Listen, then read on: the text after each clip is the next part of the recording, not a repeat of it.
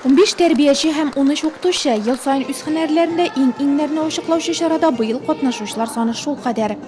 Конкурс получился. Конкурс бердәен килеп чыкты. Укытучылар үзләренең иҗатын күрсәтте, тәҗрибәсе белән уртаклашты, башкаларны карады. Мондый уртак хезмәт киләчәктә һөнәри яктан үсү өчен бик файдалы. Катнашучыларга сертификатлар, төрле номинацияләрдә лауреат булучыларга мактау кәгазьләре һәм бүләкләр. 3 финалист арасында Буратино балалар бакчасы вәкиле беренче урынга чыкты. Бу конкурста мен беренче мәртәбә катнашам. Бик авыр булды, но бәйрәм кебек үтте инде безгә. Бик каты әзерләндек, бик каты тырыштык.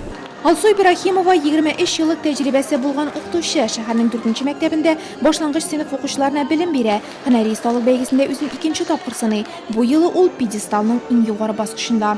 Беренче урын алуыма мин бик шат һәм инде горурланам. Шундый нәтиҗәгә җитешкәнемне. Ул миңа киләчәктә уңышларга ирешергә көч биреп тора дип уйлыйм. Үземнең коллективыма бик зур рәхмәтлек белдерәм, чөнки алар белән бергә без бу конкурсны җиңдек дип әйтәсем килә.